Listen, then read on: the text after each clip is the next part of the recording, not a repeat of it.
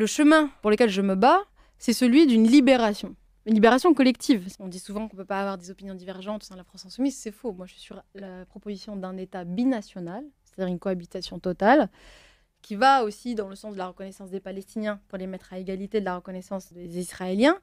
Mais je ne crois pas à la séparation entre les Palestiniens et les Israéliens. La logique de deux États, c'est in fine avoir deux apartheids. Parce qu'en Israël, vous avez 20% de la population qui est d'origine palestinienne.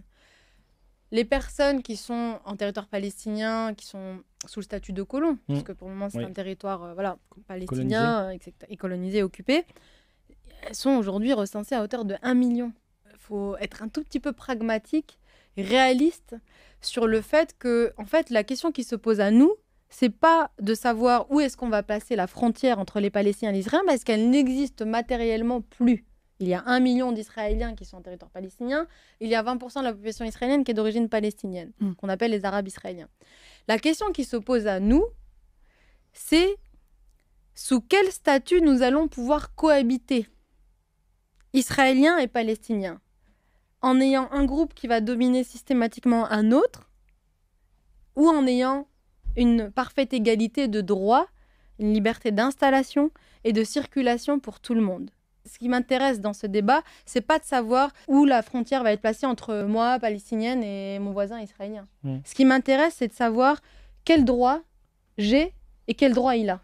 Et si nous sommes dans un système politique qui nous permet d'être à égalité. Et je vais dire juste un exemple. Là où les Israéliens sont les plus en sécurité, c'est en Israël, pas seulement parce qu'il y a tout un dispositif sécuritaire, etc. Parce qu'il y a 20% de Palestiniens, d'Israéliens d'origine palestinienne. C'est là où ils sont le plus en sécurité, c'est là où ils cohabitent avec les Palestiniens. Si les Palestiniens étaient par nature, par essence, des gens fondamentalement opposés à la présence des Israéliens et aussi aux Israéliens, on aurait des attentats tous les jours. Parce qu'une personne sur 5 en Israël est d'origine palestinienne. Là où ils sont le plus en sécurité, c'est là où on a donné le plus de droits aux Palestiniens.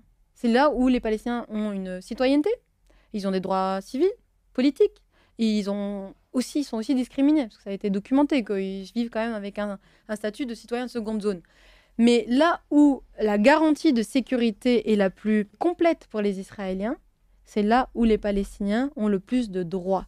Donc je suis convaincue que cette paix dont vous parlez, elle arrive d'une libération collective du Jourdain à la mer, qui passe par une égalité de droits et une reconnaissance aussi des spécificités, parce que la particularité qu'on a avec la question coloniale israélienne, il faut la nommer, c'est une question coloniale, mais la particularité qu'on a avec la question coloniale israélienne, et c'est en cela qu'elle est différente de la question coloniale française, par exemple, c'est qu'il n'y a pas de métropole, en fait, pour les Israéliens.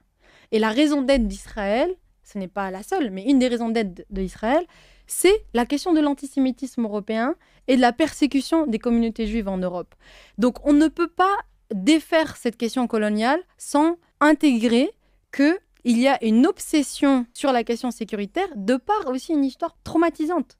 Et qu'on ne peut pas arriver à une paix sans garder cette question de la reconnaissance de la spécificité de l'identité israélienne et nationale israélienne. C'est vraiment l'option la plus pragmatique, c'est-à-dire parce que sinon il va falloir nous expliquer comment on va déplacer 1 million d'Israéliens. Et les experts israéliens, ils vous disent quoi sur ce sujet?